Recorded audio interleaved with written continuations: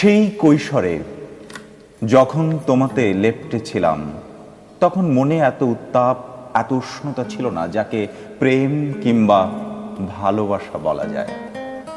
কেবলই মনে হতো এ তো আমার চেনা কাঁঠাল গাছের ছায়া, টিনের চালা, আম গাছ, লেবুতলা, ভোরবেলার শিউলি, সন্ধ্যার চোখ মেলা সন্ধ্যা মালতী, আর রাত হলে সাদা মাধবীলতা। তারপর আমি ছেড়ে এলাম শিউলি ঝরা ভোর, আমি ছেড়ে এলাম সন্ধ্যা মালতী, মাধবীলতা।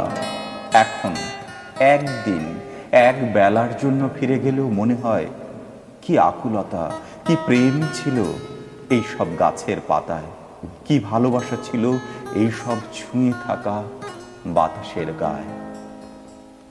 কিন্তু সেখানে কোনো চাওয়া নেই, শুধুই পাওয়া আছে। দুহাতের আঁজলা ভরে সেই সুখ তুলে নেবার সুখ আছে। বিষণ্ণতা নেই, একেবারে মুগ্ধতা আছে। ক্লান্তি নেই, প্রশান্তি আছে। সে আমার ফেলে আসা একটা পুরো জীবন। জাতিস্বরের স্মৃতির একটা কষ্ট আছে, তীব্র কষ্ট, যে কষ্ট এখন তাড়িয়ে বেড়ায়। আবার দীর্ঘ এই স্মৃতির একটা দারুণ আনন্দও আছে, যার কেউ কোনো দিন পায় না। আমি পাই, তুমি আছো বলেই আমি পাই। তুমি আমার কৈশোরের প্রথম কম্পন, আমার লুকিয়ে দেখা, আমার হারিয়ে যাওয়া, আমার কল্পনা, যার পর থেকে আমার অনেক কিছু পার্সোনাল।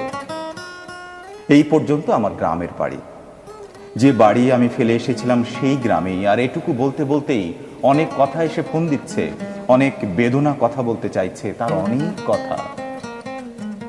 মনে রেখেছি, আমাকে মনে রাখতে হয়। জাতিস্বরের মুক্তি নেই, পুরাতন প্রেম বলে কিছু নেই, সব এসে মিলেমিশে একাকার হয়ে থাকে একটি নতুন প্রেমে। চোখ বন্ধ করে লাভ নেই, তুমি বারবার ফিরে আসো, তুমি ফিরে আসো, আমি ফিরে যাই, বারবার ফিরে যাই।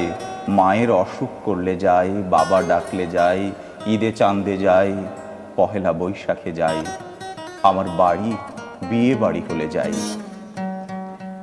টিনের চালা ডাকলে আমি যাই, উঠোন ডাকলে যাই, মাটির ঘর নিঃশব্দ ডাকলে আমি ফিরে যাই। তুমি আমার গ্রামের বাড়ি, আমি তোমার কাছে যাই। আমার মনে হলো যে আমি কবির নাম জানা হলো না। কবি স্বরচিত। ও স্বরচিত, আমি সেজন্য বলছিলাম যে আসলে ভাইয়া আমি ভাবছিলাম আমি মানে ভাইয়াকে জিজ্ঞেস করব প্রোগ্রাম শেষ হলে যে ভাইয়া কবিতাটা কার, আমি কালেক্ট করতে চাই। এটা খুবই নতুন লেখা, কোথাও এখনো পাবলিশ হয়নি, মানে গ্রামের বাড়ির কথা ভাবতে গিয়ে লেখা। অসাধারণ।